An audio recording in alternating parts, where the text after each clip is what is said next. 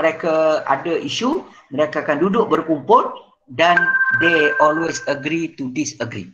Ya, maknanya mereka setuju. Okey, setuju semua. Apa yang setuju? Kami setuju untuk tidak bersetuju mengambil apa-apa tindakan. Ya, jadi cerita OIC ni macam cerita kartun lah. Semasa Tun Dr. Mahathir dan juga Pak Lah, Tun Abdullah Badawi menjadi Perdana Menteri dan pengerusi sekaligus pengerusi OIC, ada usaha yang nak dilakukan ya untuk menambah baik kepada OIC. Tetapi apabila selepas pada tu diganti oleh orang lain, maka usaha itu kita dapati tidak berjaya. Cuma saya nak sebut ya, mungkin kalau ada peluang yang lain, di kalangan negara OIC ni ada 8 buah negara disebut sebagai D8. Usaha yang dilakukan pada tahun 1996 untuk membentuk suatu kesatuan ekonomi seperti EU itu ya, yang melibatkan negara-negara iaitu yang pertama sekali ialah Turki ya, kemudian Malaysia, kemudian Pakistan ya, kemudian Iran ya, kemudian Bangladesh ya. Jadi negara-negara ini bersetuju untuk mengadakan suatu kesatuan disebut sebagai D8 ya. Tetapi oleh kerana Erbakan pada masa itu dijatuhkan oleh tentera di Turki, maka ianya tidak dapat dilaksanakan. Tun Dr. Mahathir bila dia naik jadi Perdana Menteri baru ni, dia melakukan usaha itu sehingga dia pergi ke Turki dan berjaya menjemput apa yang disebut sebagai KL Summit ya. Tetapi KL Summit ini juga tidak berjaya kerana apa? Kerana apabila Pakistan nak datang ke Malaysia, ya, Pakistan telah ditelefon ya oleh pihak Saudi supaya jangan datang. Kalau Pakistan join KL Summit bulan 12 tahun lepas, maka apa yang dikatakan oleh Saudi akan menghantar balik pekerja-pekerja Pakistan yang ada 2.6 juta ya di Saudi akan dihantar balik, maka Pakistan Imran Khan tak jadi datang ya. Begitu juga dengan Jokowi yang sepatutnya juga datang bersama-sama ke KL Summit baru-baru ni, tetapi tidak datang kerana Saudi beritahu kalau Jokowi datang ke KL Summit, maka 1.3 juta pekerja Indonesia yang ada di Saudi akan dihalau keluar seperti yang telah dilakukan oleh Saudi terhadap orang-orang Yaman ya. Jadi kesimpulannya, terima kasih Ali Elias, semuanya jadi punca perang adalah Amerika ya.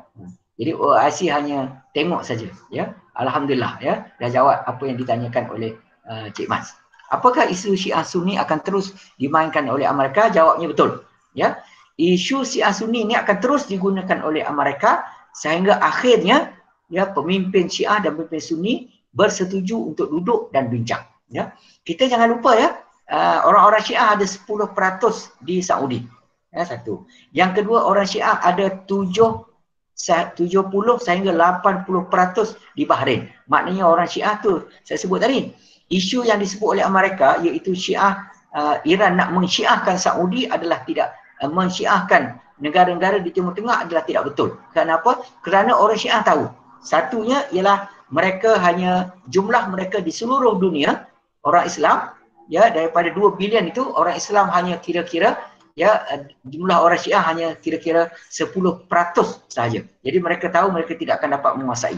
Jadi dalam konteks di Timur Tengah, apa yang dilakukan oleh Iran saya rasa adalah baik, iaitu satunya nak tolong Palestin ya, seperti yang dia buat ya, saya sebut tadi banyak bantuan diberikan. Yang keduanya ialah dia nak menghalau Amerika, dan yang ketiga adalah dia nak ya melemahkan kuasa Israel. Tetapi malangnya pemimpin Arab ini seperti yang saya sebutkan tadi, mereka tidak bersedia untuk duduk bersama dengan Iran di atas alasan yang digunakan oleh Amerika, iaitu nak mensyiahkan orang Sunni. Tetapi kita kena ingat ya, negara Iran ini mereka berusaha untuk mensyiahkan orang-orang Sunni di luar daripada Timur Tengah. Ya, di Afrika dihantar orang dia, di Malaysia dihantar orang dia, di Indonesia juga dihantar orang dia, pendakwah Syiah untuk mensyiahkan orang-orang Sunni. Itu tidak dapat dinafikan. Syiah jumlahnya sangat besar, kelompoknya sangat ramai ya. Dia lebih banyak daripada Sunni. Kalau Sunni sebagai contohnya ya, dia ada 4 yang besar ya. Ya, dia ada Hanafi, dia ada Maliki, dia ada Syafi'i, dia ada Hambali. 4 saja Sunni ya. Tetapi Syiah ya, dia ada satunya ialah Imam 12. Dia ada Zaidiyah lagi 2. Dia ada yang betul, yang betul maksudnya saudara sekalian ialah pada pandangan apabila diadakan persidangan ya ulama-ulama Islam yang diadakan di Jeddah, saya rasa tak silap dulu pada tahun 70-an, dia menerima 4 mazhab Ahli Sunnah wal Jamaah, yang 4 ya. Satu, ya 4 dari itu satu. Yang kedua dia terima juga Syiah Zaidiyah yang terletak di Yaman yang saya sebutkan tadi, ya 2. Kemudian dia terima juga Syiah Imamiyah ataupun Syiah 12 yang diamalkan dalam masyarakat di Iran pada masa ini. Dan yang ketiga dia ada satu lagi, dia panggil mazhab Ibadi. Mazhab Ibadi ni ialah mazhab daripada Khawarij yang tidak melampau. Ya, mereka ini majoriti mereka berada di Oman. Jadi mereka ni berapa tadi ya? 4, 5, 6, 7 adalah mazhab yang diterima sebagai mazhab kepada orang-orang Islam di seluruh dunia. Jadi dengan sebab itulah, ya, dengan sebab mereka terima 2 mazhab, 3 mazhab yang lain tadi tu, ya 2 Syiah, satu Ibadi, itulah maka orang Syiah dibenarkan untuk masuk ya ke Mekah dan juga ke Madinah. Syiah yang lain yang apa ni, dia ada satu Syiah, saya sebut Syiah Alawi sebagai contohnya. Syiah Alawi ni di Turki dia ada 10 juta orang.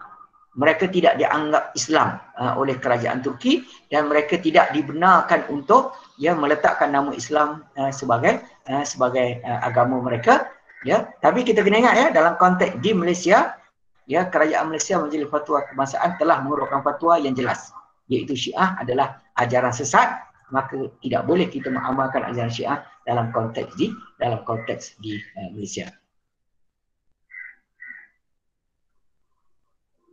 Syiah yang di Syria saya dah sebut tadi, namanya ialah Syiah Alawi ataupun Nusairi. Nama dia Alawi ataupun Nusairi. Mereka ini tidak sembahyang, tidak puasa, segala-galanya tak ada. Kerana apa? Ya, saya sebut tadi kerana mereka adalah Syiah yang melampau dan Syiah mereka tidak diiktiraf sebagai penganut ajaran Syiah yang betul oleh orang-orang Syiah di Iran dan mereka tidak dianggap sebagai orang Islam.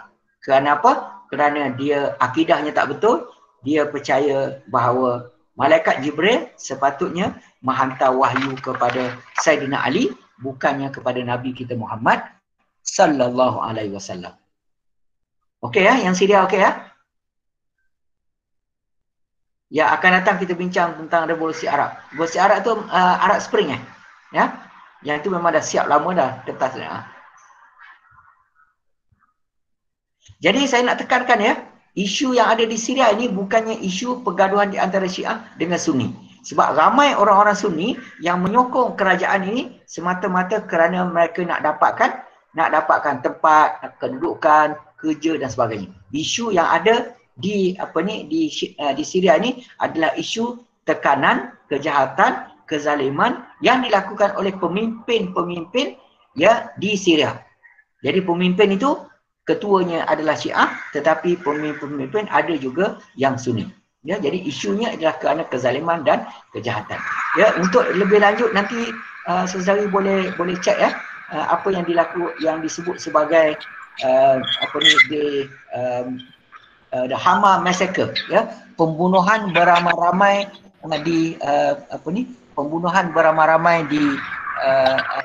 di Hama yang dilakukan oleh Hafiz Asad pada tahun 1984.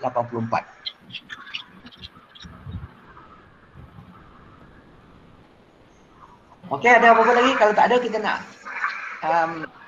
pergi pasal Ramadan online.